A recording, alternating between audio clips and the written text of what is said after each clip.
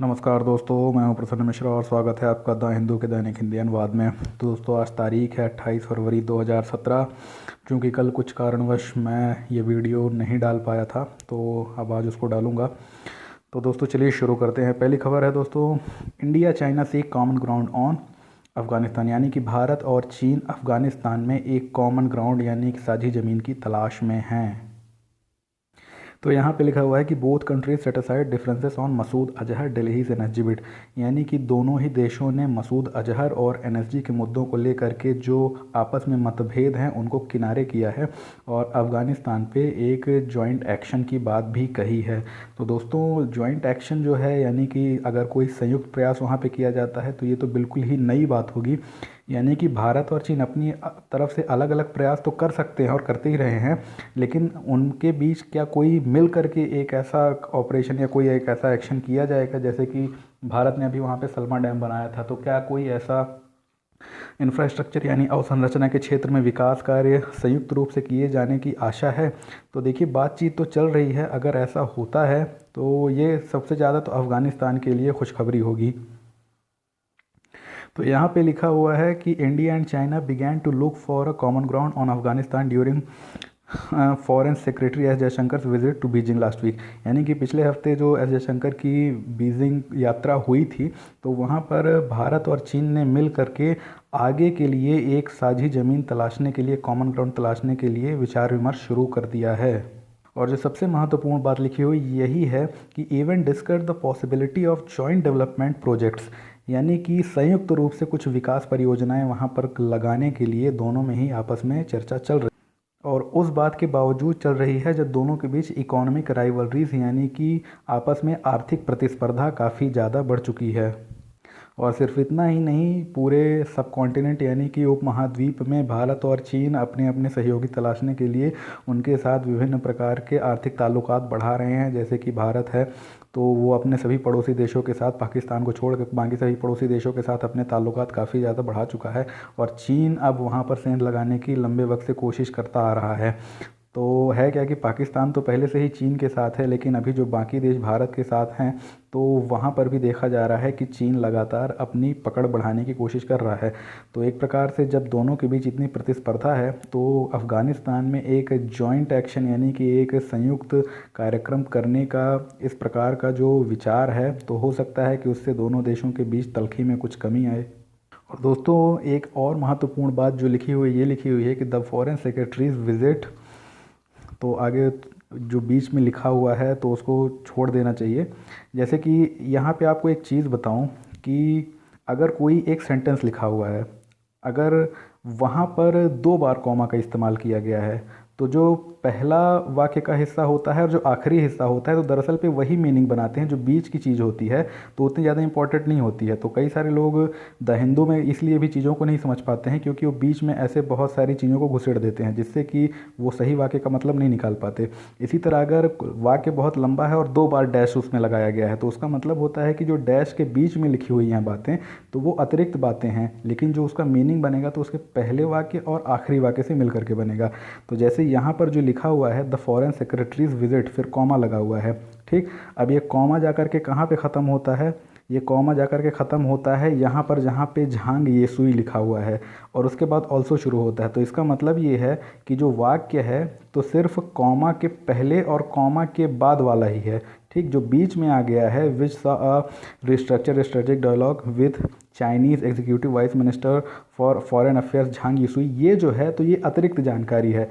तो वाक्य जो होता है तो आपको पहले अलग से इन दोनों वाक्यों को पढ़ लेना है, पहले और आखिरी को, ठीक। फिर बाद में उसको बीच वाले को देखना है। तो उससे क्या है कि आपको सही मीनिंग उसकी पकड़ में आ जाएगी।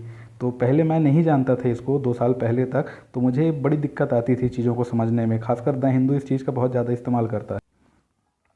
तो यहाँ पर देखिए कि the foreign secretaries visit also witnessed an effort by both sides to stabilize India-China relations at a time the world is experiencing a new volatility, यानी कि उस वक्त में जब सारा संसार एक नए प्रकार की वॉलेटिलिटी, एक नए प्रकार की अस्थिरता के दौर से गुजर रहा है, तो वहाँ पे भारत और चीन के संबंधों को स्थिर करने के लिए इस विजिट में, इस यात्रा में काफ़ी सारी चीज़ें निकल कर के सामने आई हैं।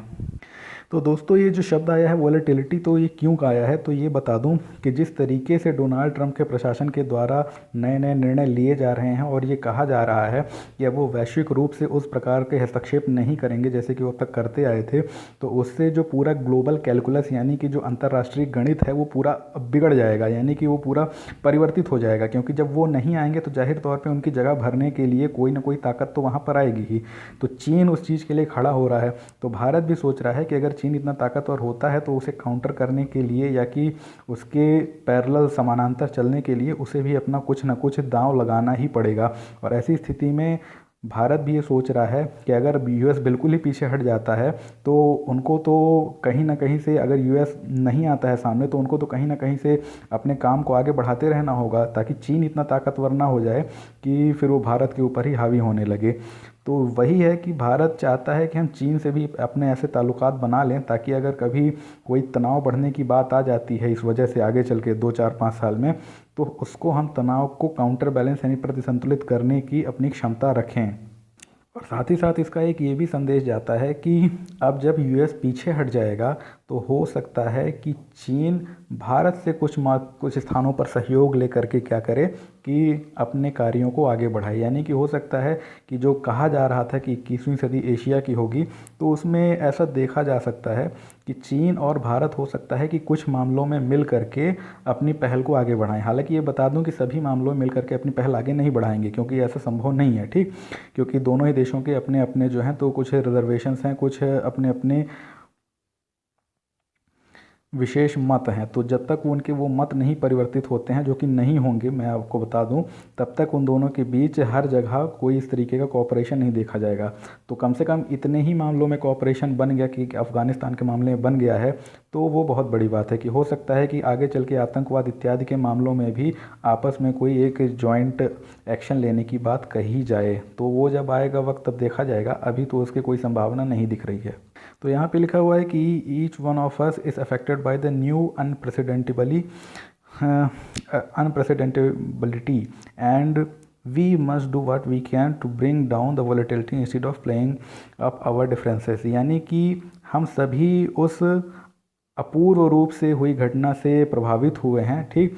और हम नहीं चाहते हैं कि हम अपने मतभेदों की वजह से आपस में झगड़ते हुए वो जो एक वॉलेटिलिटी क्रिएट हुई है, यानी कि जो एक अस्थिरता क्रिएट हुई है, निर्मित हुई है, तो उसमें अपने हाथ खींचे। यानी कि उस अस्थिरता से निपटने की बजाय हम क्या करें कि आपस में झगड़ते रहें।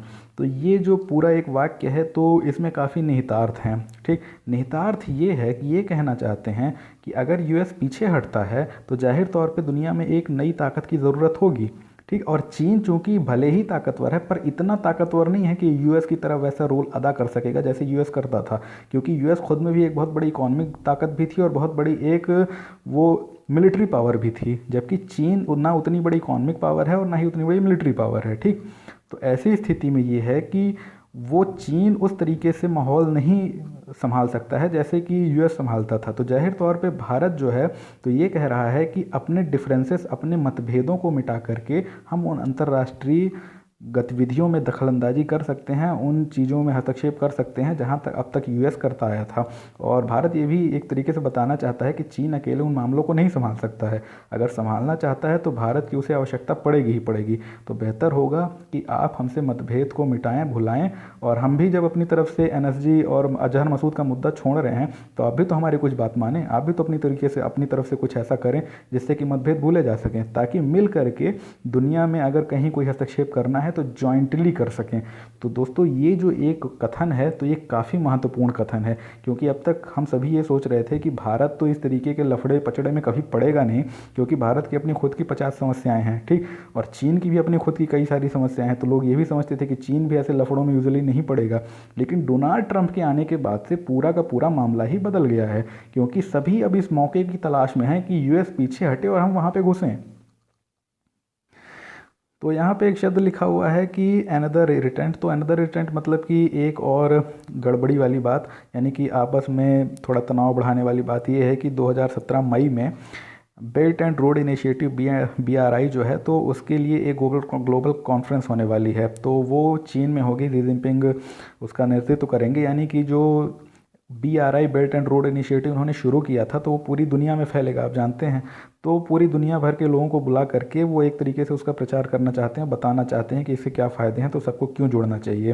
तो उसमें ये है कि भारत का BRI से और कोई दिक्कत नहीं है। दिक्कत ये है कि वो कहाँ से होकर गुजरता है, वो गुजरता है गुलाम कश्मीर या कि कहें POK से होकर के गुजरता है।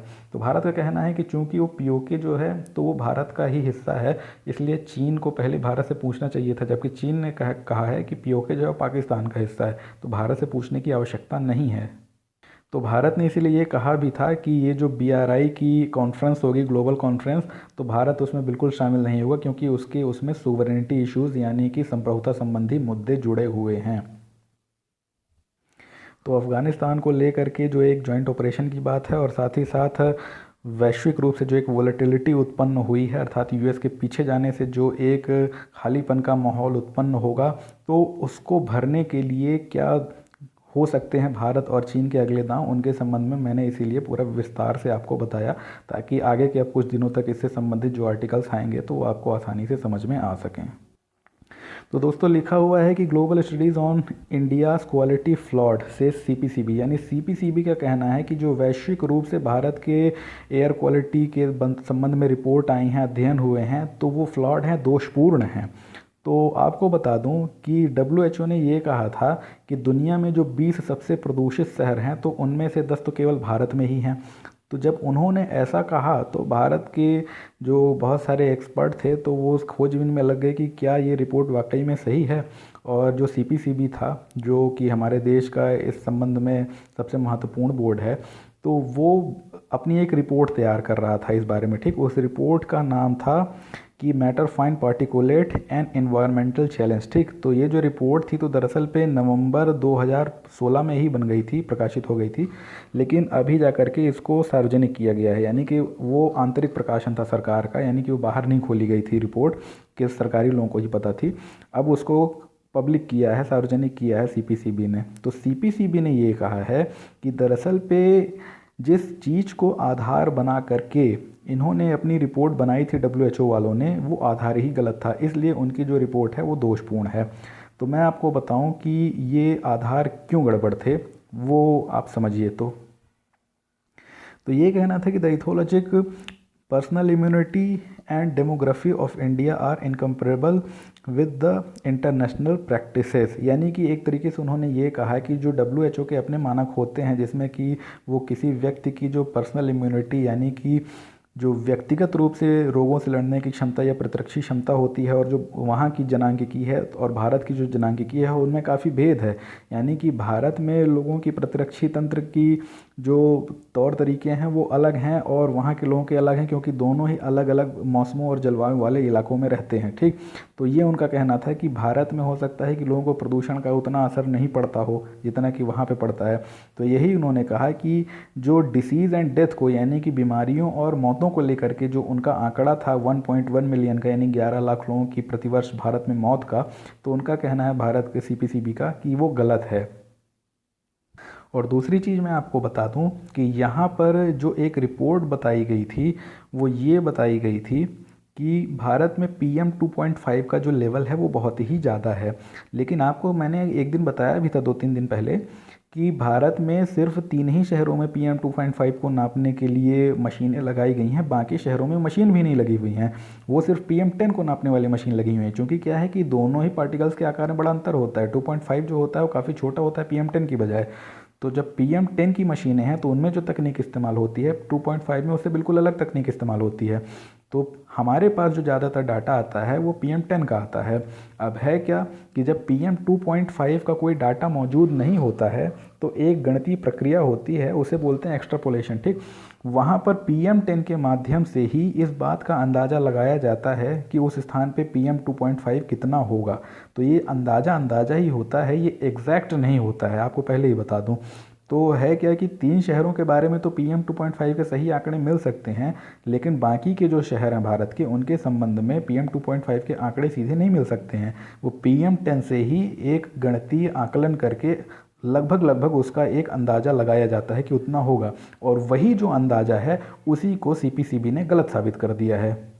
तो देखिए, ये बाकी जो खबर है वो पेज नंबर 10 पे थी। वहाँ पे जो कारण बताया है सीपीसीबी ने, वो ये बताया है कि कई बार कई केस ऐसे होते हैं जहाँ पर अगर PM10 अगर 100 उसकी वैल्यू पाई जाती है, मतलब आपको बता रहा हूँ अंदाजे के लिए, तो अगर PM10 की वैल्यू 100 है तो कई बार ऐसा होता है कि PM2.5 की जो वैल्यू आती है वहाँ पर वो 8 ही होती है। और अगर कई स्थान ऐसे देखे गए हैं कि अगर वहाँ पे PM10 की वैल्यू 100 है तो वहाँ पे PM2.5 की वैल्यू 86 भी पाई गई है। यानी कि ये वो इलाके हैं जहाँ पे PM2.5 और PM10 दोनों की मशीनें लगी हुई हैं। तो कई बार पाया गया कि दो इलाकों में PM10 बराबर होने पर भी PM2.5 में 10 गुने का फ़र्क हो सकता है। ठीक, और कई बार एक ही शहर में अलग अलग समय पर PM10 एक ही बराबर होने पर भी PM2.5 बिल्कुल अलग अलग होते हैं। तो उनका ये कहना था कि दरअसल पे PM10 का कितना हिस्सा PM2.5 के बराबर होगा, तो औसत तौर पे ये पाया गया है कि वो 47% होता है। ठीक, खासकर ये दिल्ली के लिए है कि दिल्ली में वो 47% होता है। जबकि WHO ने क्या किया कि पहली बात तो औसत रूप जो 47 था उसको लिया नहीं और अपनी तरफ से एक नया औसत 75% का सेट कर दिया। यानी कि ये कहा कि जितना PM10 है उसका 75% PM2.5 होता है, और उस हिसाब से अपनी एक रिपोर्ट बना दी, जिसकी वजह से PM2.5 में भारत के बहुत सारे शहर जो थे तो वो इतनी बुरी स्तर पे चले गए, इतने बुरे स्तर पे चले गए कि बाकी के देशों के लोग तो सोच भी नहीं सकते हैं, चीन के अलावा, कि इतना प्रदूषण हो सकता है, क्योंकि चीन के अलावा और बाकी के देशों में इतना ज़्यादा प्रदूषण कहीं पर भी नहीं है। तो चलिए अगली खबर पे आते हैं। लिखा हुआ है कि act east policy promoting ties with Asia Pacific region. यानी कि जो एक्ट ईस्ट पॉलिसी है तो वो एशिया पैसिफिक यानी एशिया प्रशांत के इलाकों में जो ताल्लुकात हैं उनको बढ़ाने में मदद करेगा या कि मदद कर रहा है। ठीक, तो दोस्तों सबसे पहले एक्ट ईस्ट पॉलिसी क्या है, तो सबसे पहले एक लुक ईस्ट पॉलिसी आई थी। ठीक, उसी को जब मोदी जी आए तो उन्होंने एक्ट ईस्ट पॉलिसी बना दिया।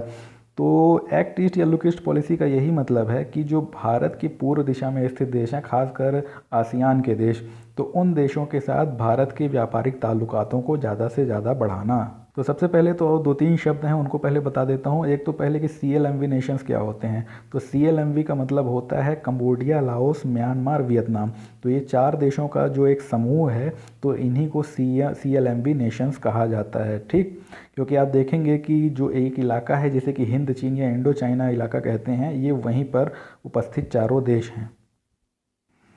तो यहाँ पर ये कहा गया है कि भारत और CLMV देशों के बीच आपसी ताल्लुकात बढ़ाने के लिए जो मैन्युफैक्चरर्स यानी कि विनिर्माता हैं, तो उनको इन देशों में अपनी एक वैल्यू चेन लगानी चाहिए, यानी कि वहाँ पर जा कर के इन्वेस्ट करना चाहिए, अपनी कंपनी इत्यादि खड़ी करनी चाहिए। तो उन्होंने ये कहा कि India and CLMV countries could deepen each others manufacturing capabilities. यानी कि भारत और CLMV देश आपस में एक दूसरे की जो विनिर्माण करने की क्षमता है उसे कहीं ज़्यादा बढ़ा सकते हैं। Learn from each others experiences and create a stronger regional platform for trade and commerce. यानी कि आपस में एक दूसरे के अनुभवों से सीख सकते हैं और आपस में एक मजबूत व्यापारिक और वाणिज्यिक प्लेटफॉर्म, रीजनल प्लेटफॉर्म, एक क्षेत्रीय मंच बना सकते हैं। तो आपको बता दूं कि जो CLMV देश हैं तो इनका जो अभी तक का पूरा व्यापार था तो तकरीबन $1.5 बिलियन से पिछले 10 वर्षों में बढ़ करके $10 बिलियन हो गया है। यानी कि आप देख सकते हैं कि कितनी तीव्र प्रगति इन देशों ने की है। तो आपको बता दूं कि जो भारत और CLMV देश हैं उनके बीच एक बिजनेस कॉन्फ्रेंस होती रहती है। तो ये चौथी बिजनेस कॉन्फ्रेंस थी और इसे करता कौन है, तो डिपार्टमेंट ऑफ कॉमर्स और CII करता है, यानी कॉन्फेडरेशन ऑफ इंडियन इंडस्ट्री। ठीक, तो ये आपको ध्यान रखना है कि ये कौन सी इंडिया CLMV कंक्लेव थी, यानी कि ये चौथी थी। अब दोस्तों एक शब्द आ रहा है, उसका नाम है GSP। तो ऐसे जो शब्द आते हैं ना, इनको हमेशा ध्यान रखिएगा। तो GSP का मतलब होता है जनरलाइज सिस्टम ऑफ प्रेफरेंसेस। यानी कि ये एक ऐसा सिस्टम, एक ऐसी प्रणाली होती है जो कुछ ऐसे देशों को व्यापार करने में मदद करती है जो कि बहुत ज़्यादा विकसित नहीं हैं। तो है क्या कि आपको बता दूं कि जो US है और जो EU है, यूरोपियन यूनियन, तो इन दोनों के द्वारा ही GSP की सुविधा दी जाती है। अर्थात जो लीस्ट डेवलप्ड कंट्रीज़ यानी कि जो अल्प विकसित देश हैं, तो उन अल्प विकसित देशों के द्वारा अगर कोई भी चीज़ निर्मित करके यूएस को या कि ईयू को एक्सपोर्ट की जाती है, निर्यात की जाती है, तो वहाँ पर जीरो या कि फिर बहुत कम, या तो शून्य या कि बहुत कम एक्सपोर्ट चार्जेस लगते हैं। यानी कि वहाँ पे जो उन पे कर लगाए जाते हैं, जब किसी भी देश का कोई सामान आता है किसी देश में, तो उस पर वो इम्पोर्ट चार्जेस लगाता है। और तो है क्या कि वो जो कर लगाए जाते हैं तो वो नहीं लगाए जाते हैं ईयू और यूएस के द्वारा। तो यही कहा गया है कि अगर भारतीय लोग इन देशों में जा कर के अपने व्यापार लगाते हैं, धंधे लगाते हैं, तो वहाँ से उनको जीएसपी की सुविधा मिल जाएगी। क्योंकि अगर भारत यही चीज़ एक्सपोर्ट करेगा भारत में निर्माण करके, तो भारत को ये सुविधा नहीं प्राप्त है जीएसपी की। लेकिन अगर कोई भारतीय व्यापारी भी जा कर के इन सीएलएमवी देशों में निर्माण करके उसको वहाँ पर एक्सपोर्ट करता है, तो उसको वो सुविधा प्राप्त हो जाएगी। तो इससे क्या है कि इससे भारतीय व्यापारियों को भी फ़ायदा होगा कि उनको जीएसपी प्राप्त हो जाएगा, जीएसपी की छूट प्राप्त हो जाएगी। और इससे इन सीएलएमवी देशों को ये लाभ होगा कि इनके देशों में जब वो मैन्युफैक्चरिंग होने लगेगी तो वहाँ लोगों को जॉब इत्यादि मिल पाएगी, और वहाँ का जो औद्योगिक विकास है वो भी हो सकेगा। यहाँ पे दोस्तों एक महत्वपूर्ण है कि Kaladan multi modal transit transport connecting. तो ये क्या है दोस्तों, जो Kaladan multi modal transit transport है, तो ये कोलकाता से लेकर के म्यांमार के सितवे बंदरगाह तक फैला हुआ है। यानी कि ये एक रोड है जो कि वहाँ से वहाँ तक जाएगी, कोलकाता से सितवे तक। तो सॉरी, रोड नहीं है ये, एक प्रकार का शायद ट्रांजिट या कि इसके तहत है, समंदर के तहत है। लेकिन एक रोड बनाने की भी बात चल रही थी। अब उसके बारे में यहाँ पे उन्होंने ज़्यादा नहीं छापा है, तो कभी मैं अलग से उसका आर्टिकल आएगा तो आपको बताऊँगा कि एक रोड बनाने के लिए भारत से म्यांमार तक सीधे रोड बनाने के लिए बात चली थी। यहाँ पे इन्होंने दिया नहीं है कि वो जो कलादान प्रोजेक्ट है तो उसके बारे में क्या है। तो इंटरनेट में देख लीजिएगा कि क्या है पूरा कलादान प्रोजेक्ट, मैंने देखा नहीं था, या कि अगर मैं देख लूँगा तो आपको नेक्स्ट टाइम बता दूँगा। और इसके अलावा जो कंबोडिया के वाणिज्य मंत्री थे, तो उन्होंने एक महत्वपूर्ण बात कही, 3 मुद्दे गिनाए हैं, इनको याद रखिएगा। उन्होंने कहा कि रीजनल कनेक्टिविटी यानी कि क्षेत्रीय जुड़ाव, दूसरा reduction in transaction cost of trade, यानी कि जो व्यापार करने के लिए ट्रांजैक्शन कॉस्ट है एक दूसरे देशों में, अर्थात व्यापार के लिए जो विभिन्न प्रकार के आयात कर, निर्यात कर और जो आपस में वहाँ तक ले जाने के लिए जो लागत लगती है, तो वो सारी जो है तो वो कम होनी चाहिए। और तीसरा जो है स्किल डेवलपमेंट यानी कि कौशल विकास। तो उन्होंने कहा कि ये 3 चीज़ हैं जो कि भारत और सीएलएमवी के बीच जो व्यापार और टूरिज़्म है, पर्यटन है, उसके लिए इम्परेटिव हैं, आवश्यक हैं। यानी कि इन 3 चीज़ों को ध्यान में रखिएगा। तो सिर्फ ऐसा नहीं कि सिर्फ सीएलएमवी के तहत किसी भी देश के बारे में अगर आए ना, तो आप ये चीज़ लाइन सीधे लिख सकते हैं। क्यों? क्योंकि ये यूनिवर्सल लाइनें हैं, जैसे कि रीजनल कनेक्टिविटी है, reduction in transaction cost of trade है, स्किल डेवलपमेंट, ये तीनों आप कहीं पर भी लिख दीजिए, तो ये उतना ही महत्वपूर्ण है चाहे आप किसी भी देश के साथ व्यापार कर रहे हो। ये मतलब कि जो आपके पड़ोसी देश है ना, चाहे बांग्लादेश हो, चाहे नेपाल हो, चाहे भूटान हो, चाहे श्रीलंका हो, अगर उनके बारे में कोई सवाल आता है तो आप सीधे इसको लिख सकते हैं।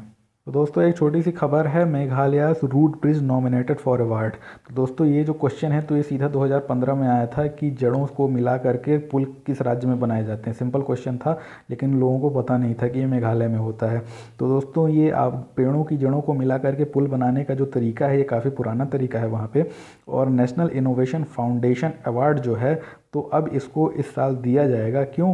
क्योंकि एक तरीके से ये उस बहुत पुरानी परंपरा को इनोवेशन के तौर पे दर्शाता है, जिसके माध्यम से पुल बनाने के लिए कंक्रीट इत्यादि का उपयोग ना करके वो सीधे पेड़ की जड़ों को ही आपस में लगातार लंबे वक्त तक जोड़ते हुए पुल बना डालते हैं। तो यहाँ पर दोस्तों 2-3 दिन पहले जो हमने बात की थी कि जो बहुत सारा वल्गर कंटेंट है, यानी कि जो बहुत सारी अश्लील चीज़ें हैं जो कि डाल दी जाती हैं इंटरनेट पर, तो उसके संबंध में हुआ क्या था कि गूगल को फिर से बुलाया था कोर्ट ने। तो है क्या कि ये कहा है सुप्रीम कोर्ट में, गूगल ने ये कहा है कि impossible to stop upload of vulgar content, यानी कि किसी भी वल्गर कंटेंट यानी अश्लील सामग्री को अपलोड होने से रोकना असंभव है। उनका कहना था कि जो कोड प्रोफाइलिंग मैकेनिज़्म यानी कि चीज़ों को पहले से ही मॉनिटर करके, निगरानी करके रोक देने की जो बात कही है, तो वो है ही नहीं अस्तित्व में। ऐसा कोई सिस्टम ही नहीं है जिसके तहत ऐसा कुछ किया जा सके। तो दोस्तों है क्या कि गूगल ने ये साफ कर दिया है कि अगर कोई भी व्यक्ति कोई चीज़ अपलोड कर रहा है तो उसको कभी भी रोका नहीं जा सकता है, क्योंकि अपलोडिंग के वक्त आप नहीं जान सकते हैं कि वो क्या चीज़ अपलोड कर रहा है।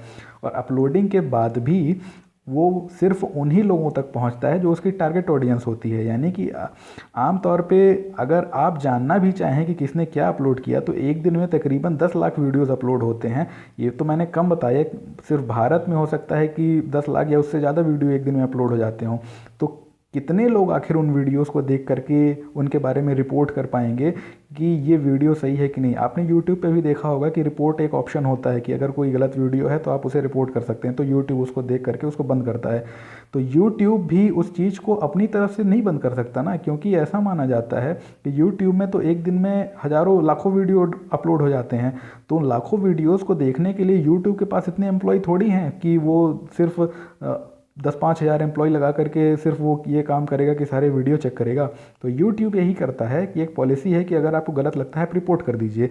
तो यही कहा है गूगल ने कि अगर कोई भी व्यक्ति ऐसा काम बार बार कर रहा है, यानी कि बार बार गलत चीज़ें अपलोड कर रहा है, तो उसको तो हम पकड़ सकते हैं। यानी कि उसका हम या तो आईडी ब्लॉक कर सकते हैं, या कि उसके आईपी एड्रेस से अगर पुलिस चाहे तो उसको पकड़ भी सकती है, ठीक। लेकिन हम ये नहीं कर सकते हैं कि अगर कोई व्यक्ति पहली बार कंटेंट अपलोड कर रहा है तो ये जान लें कि वो क्या अपलोड कर रहा है, क्योंकि वो अपलोड होने के बाद हमें भी तब तक नहीं पता चलता है जब तक कि कोई हमको रिपोर्ट ना करे। क्योंकि मॉनिटरिंग के लिए हमारे पास इतने आदमी नहीं है कि 5,000 10,000 आदमी हम सिर्फ मॉनिटरिंग के लिए लगा सकें। तो है क्या कि ये कह के यूट्यूब मतलब गूगल ने तो अपना पल्ला झाड़ लिया, और सच्चाई भी है कि अब इतना कुछ कंटेंट अपलोड हो रहा है तो गूगल क्या कोई भी नहीं कर सकता है। और सच्चाई ये है कि इंटरनेट की सबसे बड़ी ताकत है गूगल। अगर गूगल नहीं चीज़ों को रोक सकता है तो कोई नहीं रोक सकता है।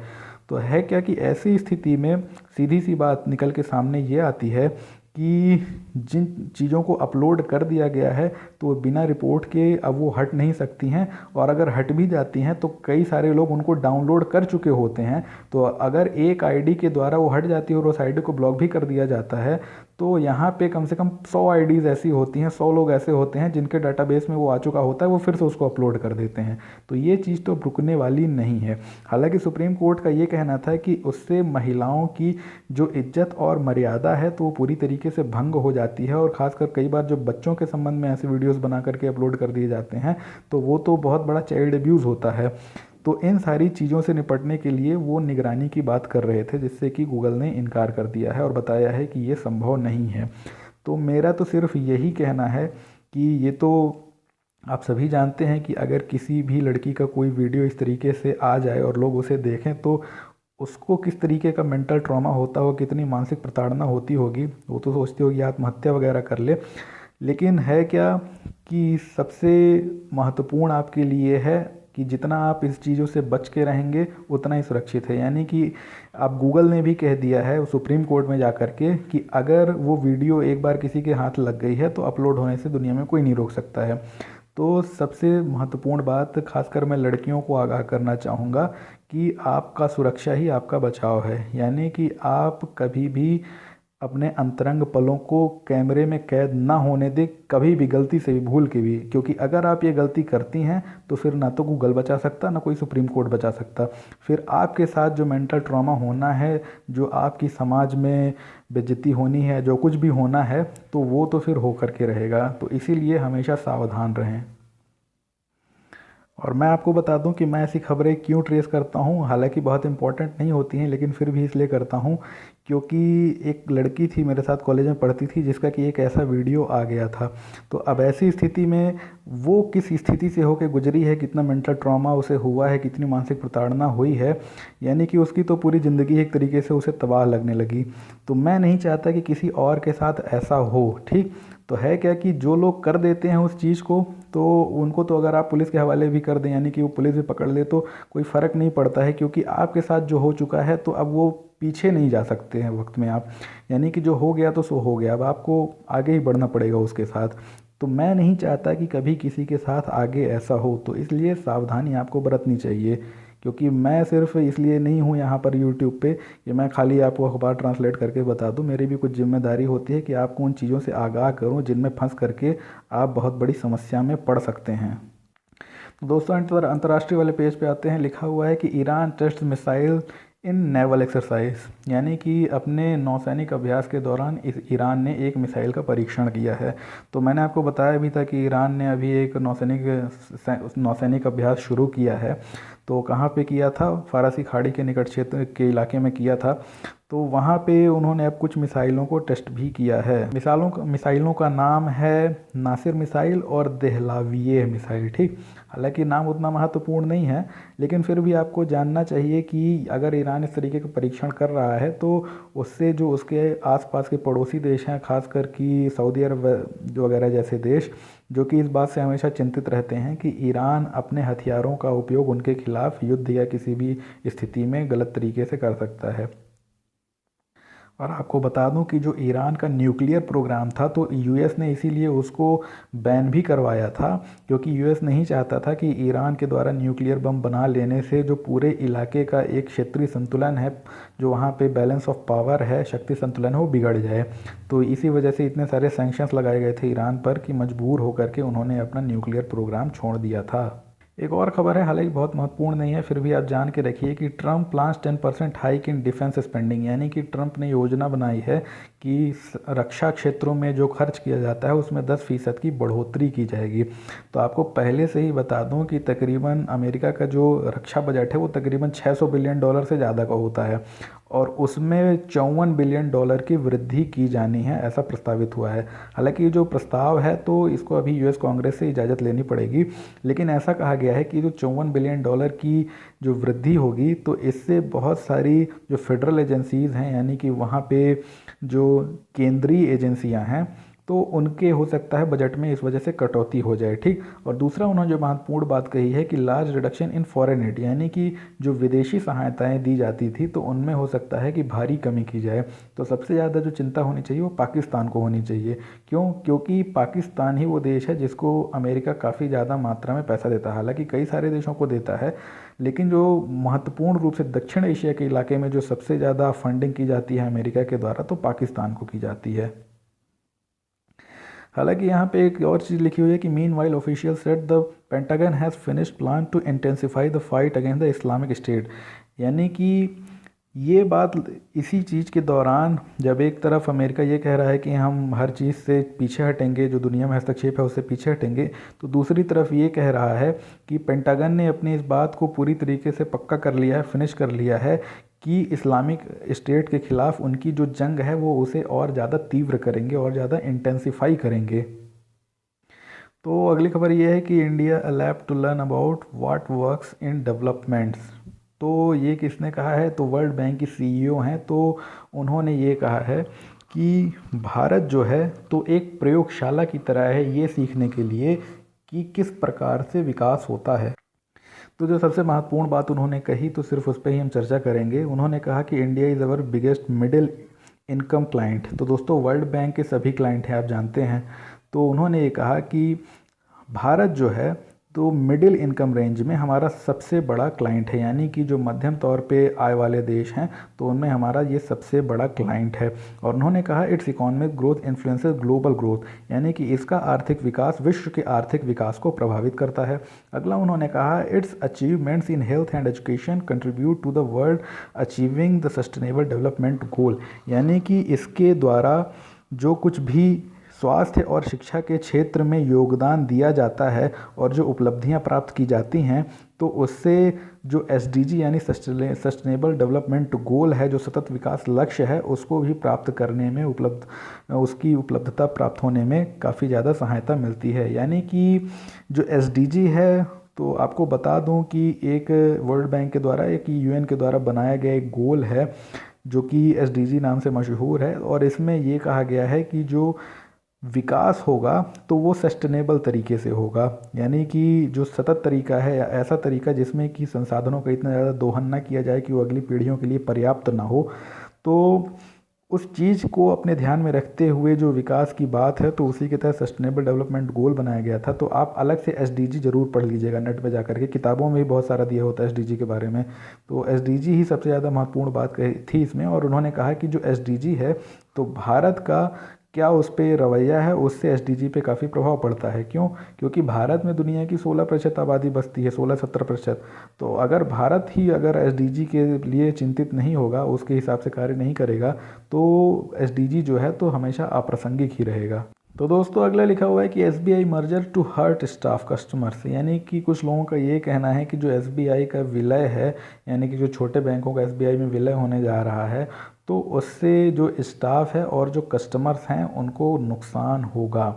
तो ये नुकसान कैसे होगा, तो सबसे पहले आपको बता दूं कि एक all India bank employ association है AIBEA, तो ये इसका विरोध कर रहा है मर्जर का। क्यों? क्योंकि उनका कहना है कि ये जो बैंक हैं, तो यहाँ पर जो दो समस्याएं उत्पन्न होंगी मर्जर से, वो ये उत्पन्न होंगी कि it will affect the seniority of top officials, यानी कि जो सबसे उच्च अधिकारी हैं तो उनकी सीनियरिटी पे इससे असर पड़ेगा। और जो दूसरी समस्या उत्पन्न होगी, तो यहाँ पर लिखा हुआ है कि secondly it will result in redeployment और लॉस ऑफ जॉब्स, यानी कि इससे लोगों के पुनर्नियोजन या कि फिर उनकी जॉब से छुट्टी कर देने की समस्या भी उत्पन्न हो जाएगी। तो चलिए एक एक करके बताता हूँ ये दोनों क्या हैं। है क्या दोस्तों कि यहाँ पर जो सीनियरिटी वाली बात है वो ऐसी है कि इन सभी बैंकों के अलग अलग प्रबंधन में बहुत सारे अधिकारी हैं, लेकिन जब विलय हो जाएगा तो ये सारे के सारे लोग किसके अधिकारी बन जाएंगे? एसबीआई के अधिकारी बन जाएंगे। लेकिन होगा क्या कि अभी तो ये छोटे छोटे अलग अलग बैंक हैं और एसबीआई काफ़ी बड़ा बैंक है। जब ये इकट्ठे हो जाएंगे तो ये पाएंगे कि ये जिस ओहदे पर अभी थे, तो उस ओहदे पर एसबीआई में पहले से ही 10,000 लोग भरे पड़े हैं। ठीक, तो वो जब पाएंगे कि जब इतने सारे हज़ारों लोग एसबीआई में पहले से ही हैं और जो बहुत ऊंची पोस्ट हैं, जहां पर यहाँ इन बैंकों में सिर्फ 1 या 2 लोग थे, तो पता चलेगा कि एसबीआई में तो वहाँ पे 100 लोग हैं। तो ऐसी स्थिति में इनको ये लगेगा कि हमारे जो प्रमोशन के चांसेस अपने बैंक में थे, अब वो एसबीआई में विलय की वजह से नहीं प्राप्त हो पाएंगे। और दोस्तों इसमें काफ़ी हद तक सच्चाई भी है। अब जैसे कि मान लीजिए कोई बहुत उच्च पद है, ठीक, अब उस उच्च पद पे एक नियुक्ति करनी है, तो ये है कि नीचे का ही कोई व्यक्ति है जो कि प्रमोट होकर के वहाँ पर नियुक्त होगा। तो ऐसी स्थिति में जो आदमी 25 साल से एसबीआई में काम कर रहा है, तो आप उसको ना करके आप किसी दूसरे बैंक के विलय से, जैसे कि जो कोई state bank of Bikaner and Jaipur का एम्प्लॉय था, ठीक, अब वो भी 25 साल ही काम किया, लेकिन क्या है कि अब यहाँ पर उसकी जो नियुक्ति करने का मौका होगा तो वो तो एसबीआई के पुराने सीनियर ऑफिशियल्स के हाथ में होगा ना। तो वो एसबीबीजे वाले को थोड़ी करेंगे, वो तो अपने एसबीआई वाले को ही करेंगे ना। क्यों? क्योंकि जो एसबीआई वाला है तो इसको तो 25 साल से जानते हैं, क्योंकि वो उनके एडमिनिस्ट्रेशन में रहा है, तो लगातार उनके संपर्क में रहा है लंबे वक्त से, तो उसके तो बहुत अच्छे संबंध हैं अपने पुराने सीनियर से। और जो एसबीबीजे वाला है तो उसको तो एफबीआई के बड़े ऑफिशियल जानते ही नहीं है कि ये कौन है।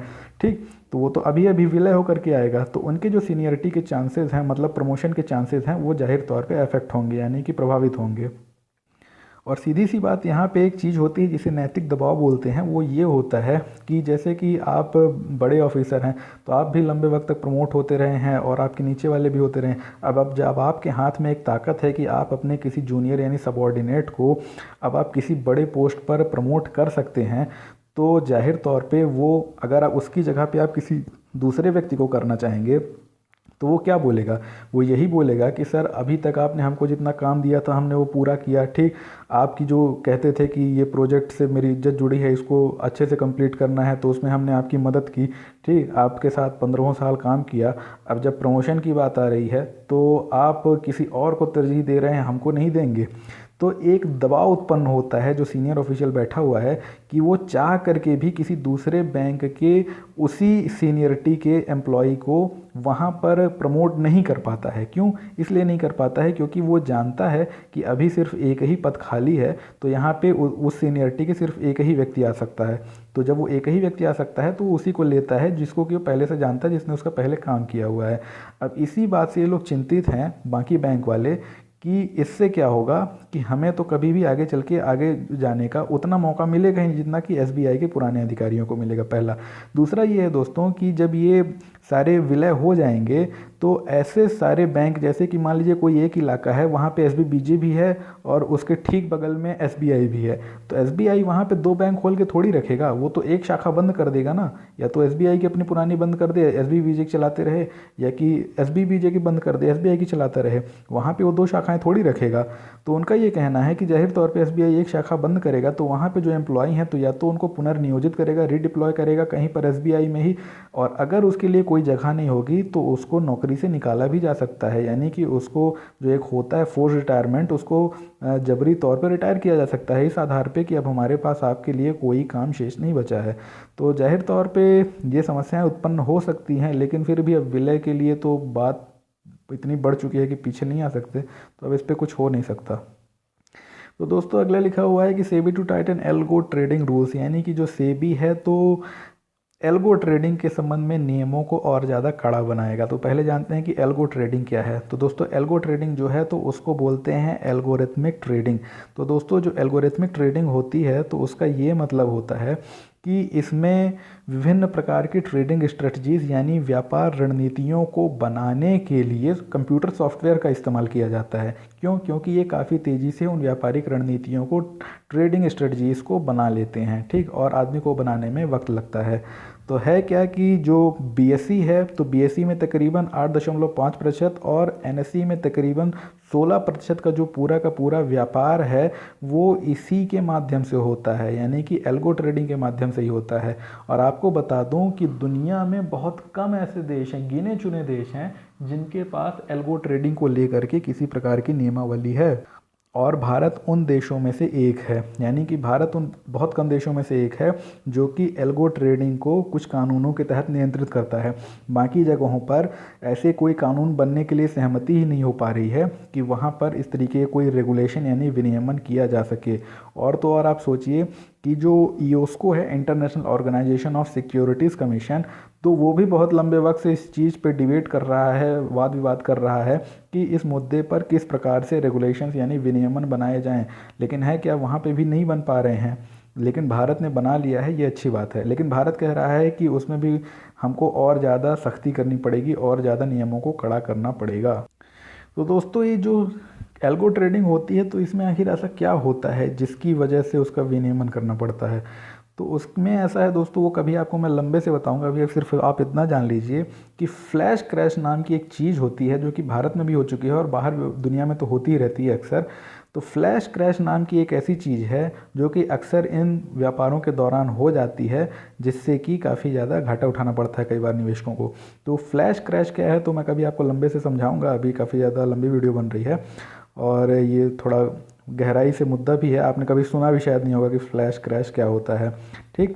तो फ्लैश क्रैश को मिनिमाइज़ करने के लिए, न्यूनतम करने के लिए ये रेगुलेशन बनाने की आवश्यकता पड़ेगी, ठीक। और दोस्तों एक और चीज़ की बात है, एक REIT या INVIT यानी कि जिसको इंफ्रास्ट्रक्चर इन्वेस्टमेंट ट्रस्ट या कि रियल एस्टेट इन्वेस्टमेंट ट्रस्ट की बात का मतलब कहते हैं, तो उसको बनाने की बात की जा रही है, लेकिन अभी वो शायद 2-4 महीने बाद बने। तो REIT या जब REIT या इन्विट आ जाएगा तो फिर उसके बारे में हम बात करेंगे। और एक महत्वपूर्ण बात ये है कि जो फ़ोटो दिख रही है इनका नाम है सेबी के चेयरमैन, ये थे UK सिन्हा, ठीक। अब UK सिन्हा जी जो हैं तो ये अब रिटायर हो गए हैं, तो ये बुधवार को रिटायर हो जाएंगे और आज शायद बुधवार ही है, तो ये आज रिटायर हो जाएंगे। और इनके स्थान पे कौन आ रहे हैं, अजय त्यागी आ रहे हैं जो कि एक IAS हैं, अब वो सेबी के प्रमुख होंगे। तो UK सिन्हा के बारे में महत्वपूर्ण बात आपको ये बता देता हूँ कि UK सिन्हा को 2 बार एक्सटेंशन मिला, यानी कि इनकी जो पदावधि थी वो समाप्त हो गई थी, लेकिन उसके बावजूद भी 2 बार इनको एक्सटेंशन मिला, जैसे कि S जयशंकर को 1 बार मिला हुआ है। तो इनको 2 बार इसीलिए दिया गया क्योंकि ये बहुत धुरंधर थे आर्थिक मामलों के, और सेबी पे जो रेगुलेशन वगैरह हैं तो उसको लागू कराने में ये काफ़ी तेज़ तर्रार थे। तो इस वजह से इनको 2 बार एक्सटेंशन दिया गया और ये 6 साल तक लगातार सेबी के चेयरमैन रहे। अब चूंकि और ज़्यादा एक्सटेंशन नहीं दिया जा सकता है और कोई नया आदमी तो चाहिए ही, तो अब अजय त्यागी को वहाँ पर लगाया गया है। तो चूंकि अजय त्यागी जो हैं तो इन्वेस्टमेंट डिपार्टमेंट जो है, जो इन्वेस्टमेंट यूनिट है डिपार्टमेंट ऑफ इकोनॉमिक अफेयर्स की, तो वहाँ पर लंबे वक्त तक वो एडिशनल सेक्रेटरी यानी कि अतिरिक्त सचिव रहे हैं। तो अब जब वो आएंगे सेबी के चेयरमैन के तौर पर, तो देखना होगा कि वो सेबी में जो रेगुलेशंस हैं तो उसको किस प्रकार से लागू करवाते हैं, और जो बहुत सारे वाद विवाद होते रहते हैं तो उनको आगे चल के वो कैसे सुलझाते हैं। तो दोस्तों जो लाइफ वाला पेज है तो उसको किसी बाद में नए वीडियो में करेंगे, ये वीडियो काफ़ी लंबी हो रही है। तो शाम को या रात को फिर से आज वाली वीडियो भी डाल दूंगा, उसी में लाइफ वाला पेज भी आज का जोड़ दूंगा। तब तक के लिए धन्यवाद, जय हिंद।